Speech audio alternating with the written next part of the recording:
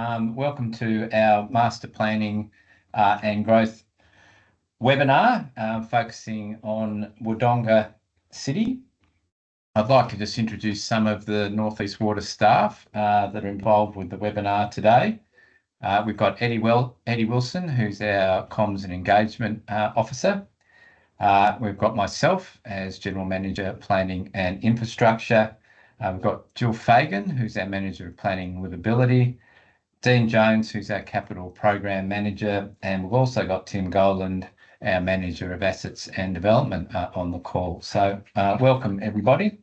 I'd like to start by acknowledging traditional owners on the waters and lands on which we operate and pay our respect to all elders past, present and emerging. Just a few basic housekeeping issues before we start. Just let everyone know that we've turned off cameras and microphones. This session is being recorded, so you'll be able to view it at a later date, and obviously any of your friends or colleagues that are unable to attend today will be able to view this webinar at any time. We have a chat function if you'd like to ask any questions at any stage. If we've got time, we'll do our best to answer those questions today. If not, we'll take them on notice and we'll certainly get back to you in due course. So welcome. A little bit about North East Water. I think everyone's probably familiar with the region in which we operate. We're one of 18 water corporations. The regional area of North East Victoria is our responsibility. You can see from the map there that our headquarters is in Wodonga, and then we've got major towns such as Wangaratta, Yarrawonga, up in the north.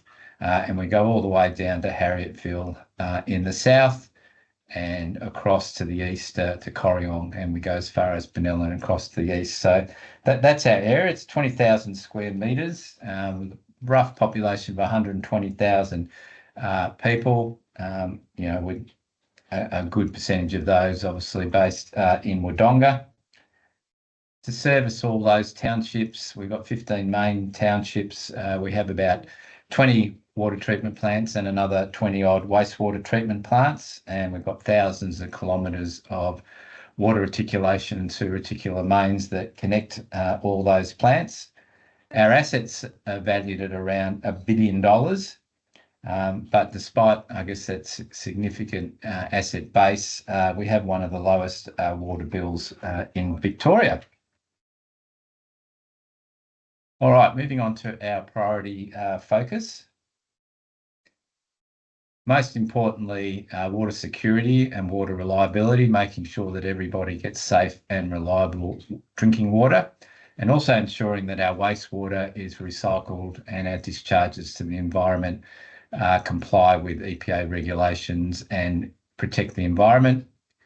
Climate change, carbon reduction, heading towards net zero emissions is a key focus for us, as well as meeting growth targets, particularly the state government housing targets that have been set for us. And we work hand in hand with our local councils, particularly with respect to today's webinar.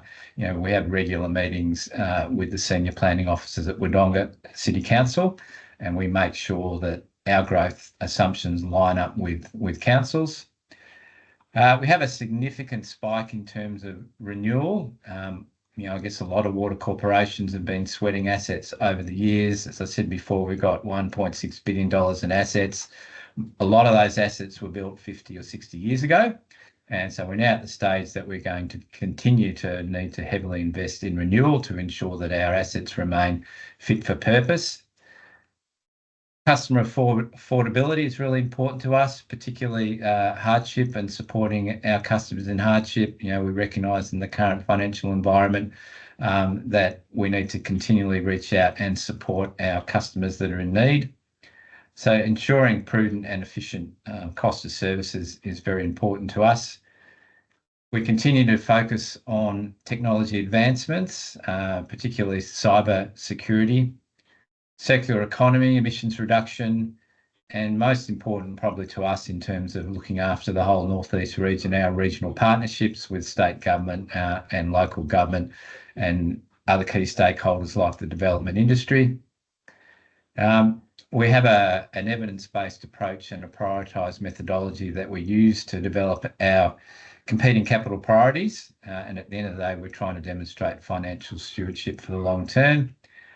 And most importantly today is part of our engagement for the price submission. So our next price submission starts in 2026 for 5 years.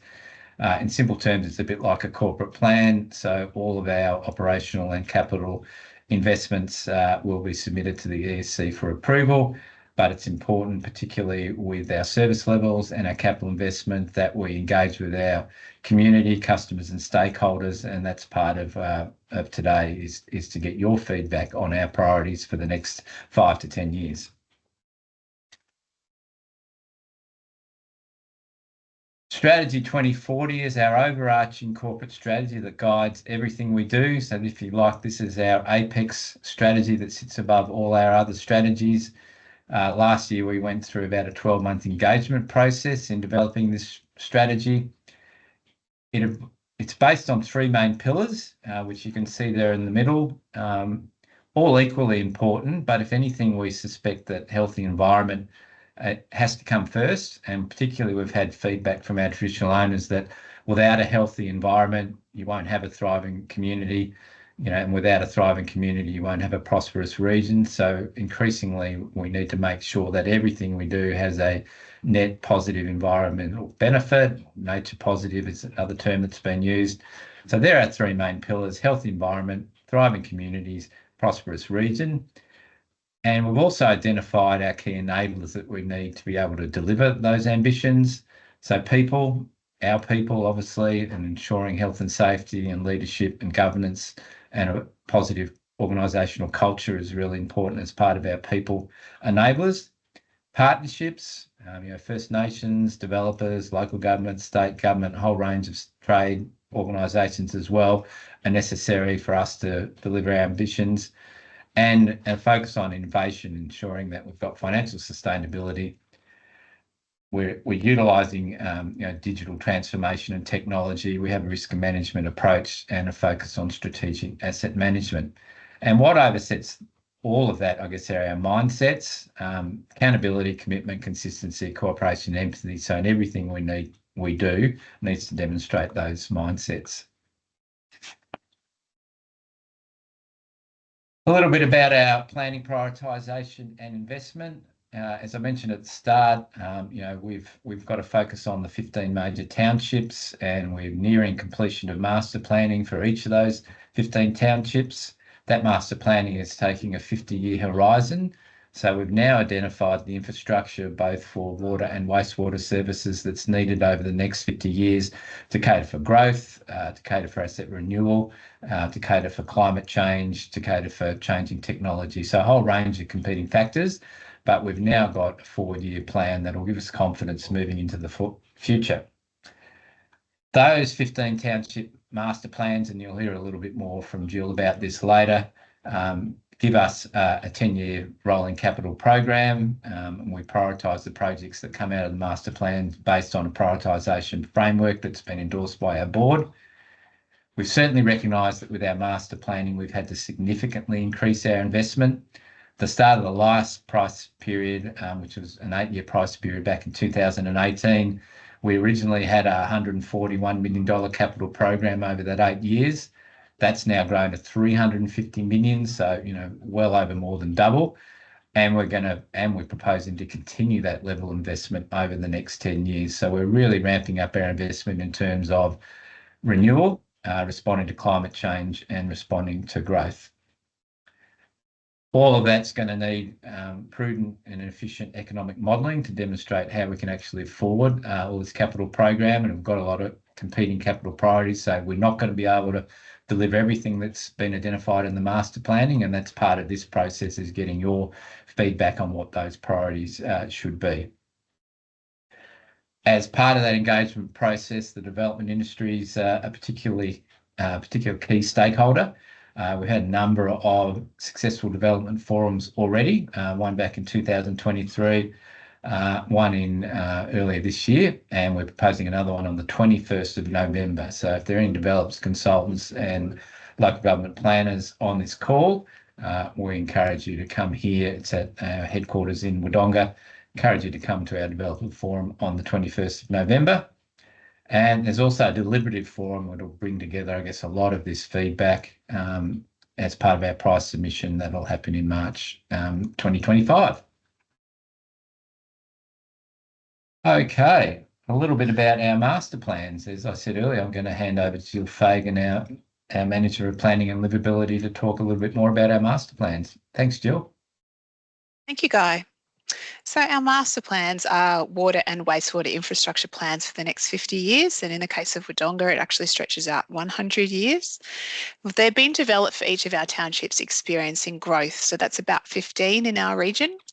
And they're based on council's growth forecasts. So we work with council to understand where and when development is expected to occur.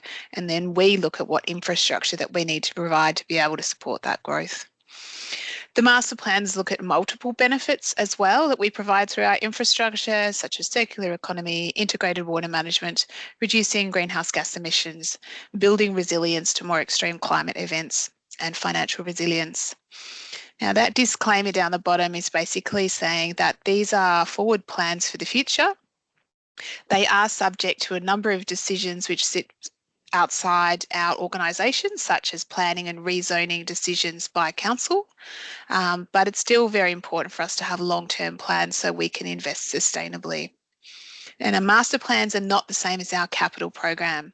So if we go on to the next slide, I'm going to explain to you here about how we prioritise investments, because we can't invest in all 15 towns at the same time. But what we've done is look at master planning for all of those towns experiencing growth to make sure we've got a really firm evidence base and make sure that North East Water is investing in the projects that supply the maximum benefit to our customers and community. We get all of the projects out of the master plans themselves, and then we put them through a capital projects prioritisation. This is a kind of triple bottom line investment sort of analysis, which looks at factors such as strategy and innovation, risk, the condition of the existing water and wastewater infrastructure assets in that area, social and community factors, as well as environmental and financial factors and drinking water quality.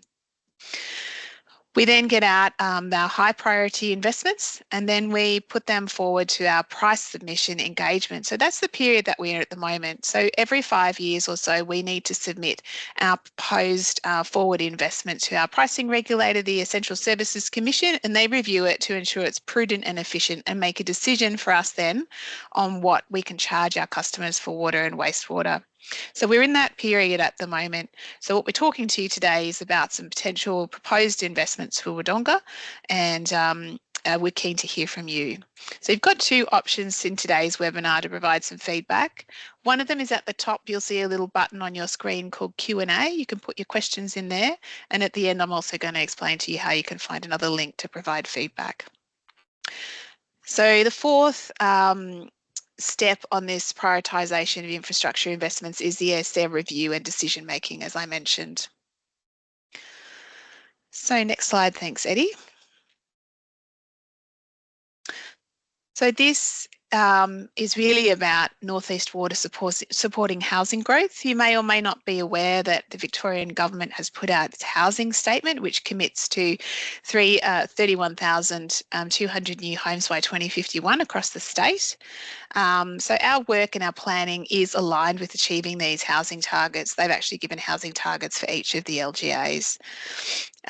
So we're really committed to making sure that the infrastructure prioritisation methods that we use enable us to support new growth, as well as other things like renewals and of existing assets and making sure we meet environmental and public health compliance requirements.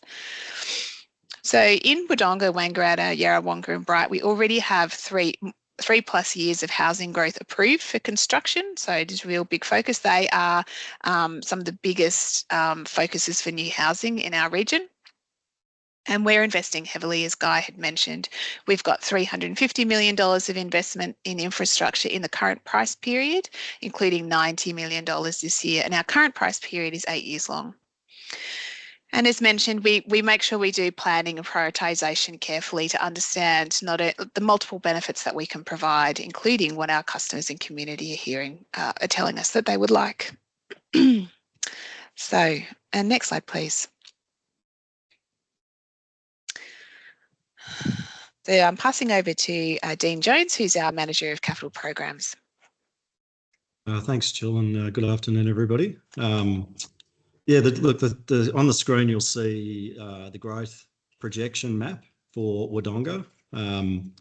Now, to develop this, we have adopted a high growth scenario, and that will support the Victorian Government state housing targets. And for Wodonga, that represents around 530 new connections per year through to 2051. So the way that we have developed the growth map is the master plan has been developed across stages. And on the screen there, you can see the blue colour, which represents stage 1, and that is growth through to 2040. So that's approximately 7,500 new connections between now and 2040. The purple colour represents stages 2 through to 5, which is as far out as 100 years. And the key growth areas that have been identified in conjunction with the City of Wodonga, you can see there on the screen in the purple colour, we have Barrandiddle and Eva, which is the largest of the growth corridors in Wodonga. We have Bandown South and North, which currently are the military areas. Ebden Bonegilla, there's quite a lot of growth projected in the long term for Ebden Bonegilla. We have the growth parcels around Hewan Hill, an area called the Kiewa Valley Highway South, which is also long term. Logic, which is well underway and will continue. Quite a lot of development in the Wodonga CBD, a lot of infill to occur in that area, and then a smaller development area in Staghorn Flat. Next slide, please, Eddie. So once we've developed the master plan growth projections, we then start to look at how are we going to service that growth and what's the philosophy to service that growth. So once we've determined that, we then start to look at the infrastructure that's required for that growth. And on the screen there, you can see a snapshot of the Barrandiddle and Eva growth area. And on the left is all the water infrastructure that will be required over time. And on the right is the wastewater infrastructure. So significant investment to be had across the next 100 years. Next slide, please, Eddie. Here we have the very early draft 10-year capital program for Wodonga. And as you can see, there's a number of key projects on the left of the table that have been identified in the next 10 years for Wodonga. Quite a mix there. There's a number of upgrades required at our water and wastewater treatment plants, with quite a large upgrade at the West Wodonga wastewater treatment plant currently underway. We have some new storages for clear water storage, drinking water storage. We have a flood levy around our Wodonga offtake to ensure we have resilience there during flooding, and a number of water and wastewater pipeline projects that will be rolled out across the next 10 years. The first 2 years of that 10-year capital program are within the current price period, so those projects are approved and funding is currently underway. The remaining 8 years, as Jill mentioned, is subject to the engagement through the price submission process and approval by the North East Water Board, with quite a lot of economic modelling required to determine the affordability of this investment. But as you can see there, it is significant and represents, on average, above $20 million per year for the next 10 years. We'll go to the next slide. I'll pass over to Guy to take you through a couple of the case studies for projects in Wodonga.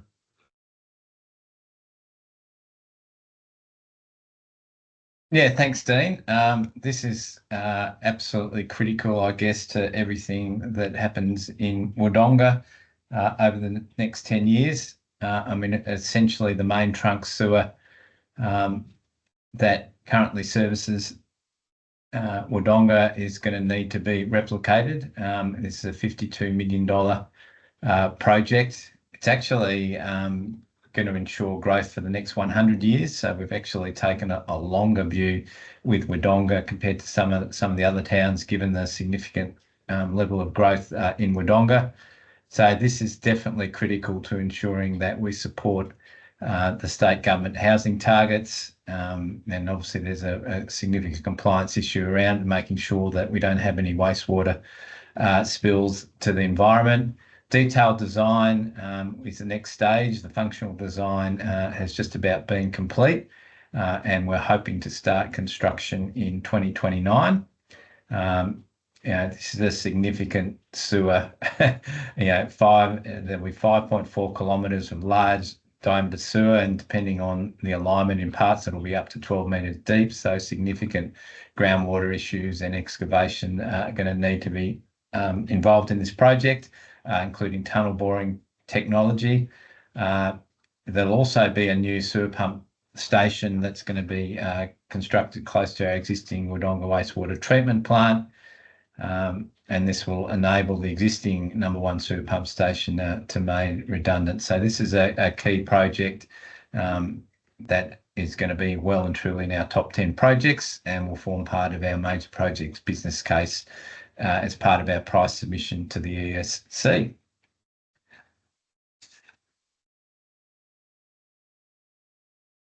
This investment in Wodonga, I guess, is the feature, I suppose, the real highlight of what we're doing in terms of trying to be innovative and reduce our scope emissions and be more environmentally sustainable. We've got an $80 million project currently well underway, which is an upgrade of the Wodonga wastewater treatment plant. You can see it in the picture there. It involves creating 2 new wastewater lagoons that are actually going to be covered with a PVC membrane.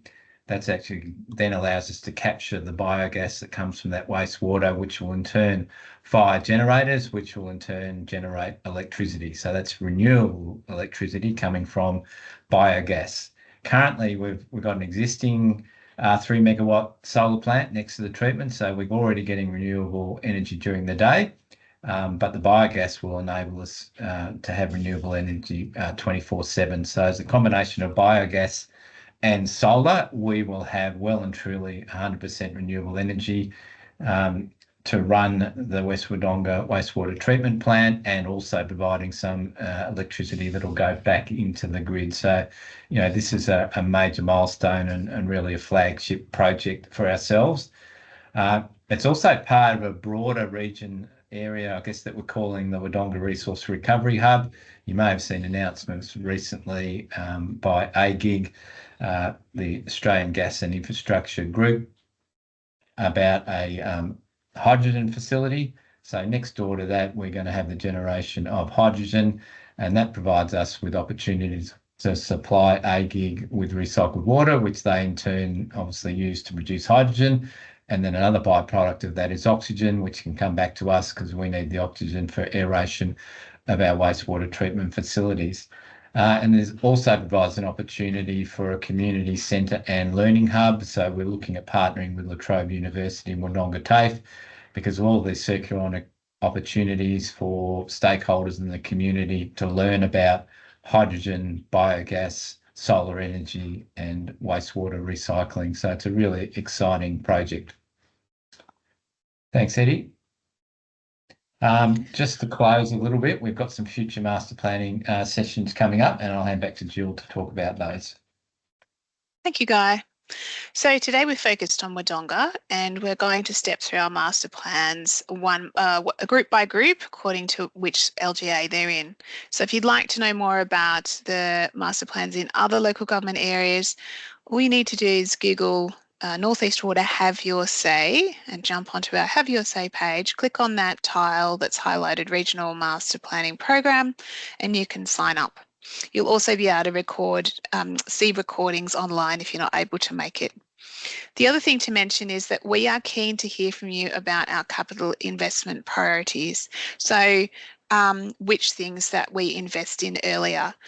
We're in our consultation phase at the moment. So if you care about certain things about being invested in earlier rather than later, you can put that in that regional master planning program tile there has a feedback section right at the bottom. If you scroll down and let us know what you think.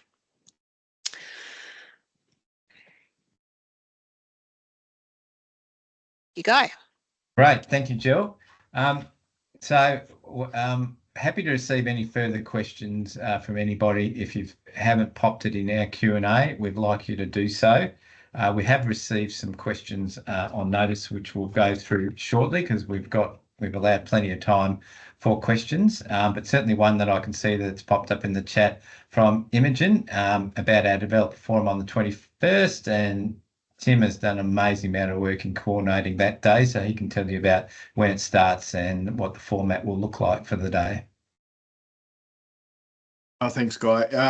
Imogen, I'll send you the details, and I'll do the same for anyone on the call that hasn't already received that invitation. But yeah, 21st, it'll start. It basically runs between 9 and 1 p.m, so it's a half day.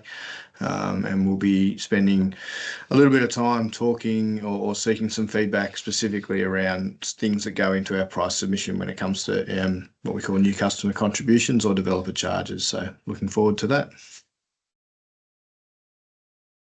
Great, thanks, Tim. And I think we'll get out an agenda to anyone that hasn't received it and an invite. But yeah, we certainly, at this stage, we've had significant interest, so we're really looking forward to that day. And look, it's really important to us that we continue to build that relationship with developers and consultants. Your feedback's really important, so we really hope that you can get a representative along on the 21st of November. Just got a few questions that we received on notice that we'll go through now. And the first one is, how did you take on board input from customers and stakeholders with respect to master planning? Jill, if you'd like to answer that one. Yeah, thanks, Guy. So as I mentioned earlier, we've consulted extensively with local government as they're the growth planning authority to ensure that our growth projections are aligned with their work. We've also got input from a variety of different organisations through our regional leaders forum. We had CEOs and senior executive from across the region attend that forum. They included people from major industry, business, First Nations representatives, local government, and the North East Catchment Management Authority and other water authorities. We specifically asked them what they sought from North East Water and how we partner to deliver value to our customers and community. So that's been taken into account as well. We also conduct regular customer surveys on what our customers value and what they, how they think we're working and where we're delivering well and where we could improve. And as mentioned, we have regular conversations with developers and other business and community organisations. So all of that collectively informed not only our master plans, but how we prioritise our investment as well. Great, thanks, Jill. Next question, how will I know when the next development in my town will commence? And I'll throw that to Dean to answer. Yeah, thanks, Guy.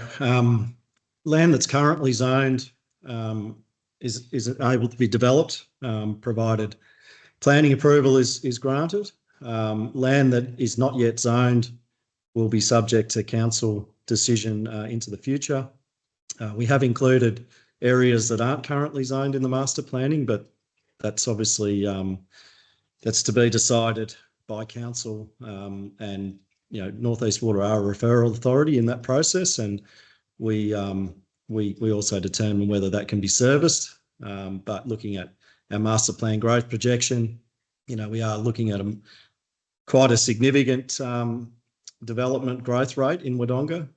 So I would first place that I would look for development in your town would be to talk to local government, because they are the enabling authority for growth. Great, thanks, Dean. And just a reminder, anyone on the call, if you've got any points of clarification or anything that you're hearing in these questions and answers, please pop something in the Q&A. Next question. I am a recent customer to North East Water. What will all this new infrastructure cost me? Jill. Yeah, that's a good question. So North East Water is committed to maintaining affordable bills for customers. It's a central part of our strategy 2040 and the way that we work. So our prices that we charge to customers are levelised over time. So you'll experience gradual bill increases rather than rapid price rises. So that's a little bit separate from our investment. But as part of our price submission engagement process, we're also consulting customers on what they most value. We're asking things like, where do you sit on willingness to pay? What's your ability to pay for slightly higher customer tariffs in order for more benefit? What are your thoughts on intergenerational equity, paying now versus paying later? Who should pay for new development? Because we have charges that we charge to developers, and where should they sit? How should we balance our investment in terms of renewing existing assets to provide good quality service and continue to provide good quality service to customers versus how much we invest in new development, and how much we invest in smaller towns versus major towns, for example, and lots of other factors that we discuss. And that's part of our consultation, and it will be sort of also very informed by our deliberative forum, which will be an essential part of our preparing for our price submission. So that the information, of course, then goes to the Essential Services Commission, and then they make a decision on the customer tariffs. So once again, if you'd like to provide input into how we prioritise our investments, you can jump onto the North East Water Have Your Say page and jump into the Regional Master Planning tile. Thanks, Guy. Great, thanks, Jill. This is the last question that we've received on notice. How do you bring in environmental protection and biodiversity into your master plans? So perhaps Dean, maybe perhaps Jill, you might want to add to this to answer this last question. Yeah, so when we develop the servicing philosophy for each system or each town, we do take into consideration environmental criteria, and we develop our servicing philosophy to ensure that we do achieve environmental compliance and that we're always at all times protecting the environment with the infrastructure that we build and maintain. So there's a number of criteria that are part of the assessment to determine which infrastructure we build, and the design phase takes into consideration a number of those factors to ensure that we achieve that outcome. Great, thanks, Dean. Jill, was anything more to add on that? If not, we'll move. Yeah, go on. I think that was a great summary, Dean, and probably one of the things that you, customers might be more familiar with is our work in integrated water management. So we have worked closely with council and other groups, other water corporations and catchment management authorities to invest in things like providing high quality purified recycled water for multiple purposes, such as irrigating green spaces and supporting biodiversity. We also work with on things like constructed wetlands, like Assumption Gardens you might be familiar with, and so on. So that's another sort of tangible example in which we work to support environmental protection, improve biodiversity with our partners. Great, thanks, Jill. Unless there's any further questions anyone wants to pop in the Q&A, we'll move towards wrapping this up. But firstly, I'd like to thank you all for your attendance today. There's been a wealth of information that's been provided. So just a reminder that this webinar has been recorded and will be available on our website if you want to go back and revisit some of that amazing information that you've seen today. Also, I guess if you're in need of customer support, a reminder that we do have programs that support our customers in need, and you can find that information on our website. Your feedback is incredibly important to us, so I'd ask you if you've got a couple of minutes to give us feedback on the survey. So you can click on the QR code that's on the screen, or alternatively, we will be sending you an email that'll have a link to this survey as well. And you can continue to provide feedback and keep up to date through the Have Your Say page on the North East Water website. So that's haveyoursay.newwater.com.au. But at any point in time, if you've got any further questions or require further information, don't hesitate to ask us. So I'd like to finally conclude again by thanking you. I hope you've found today's session informative and have a fantastic day. Thanks, everyone.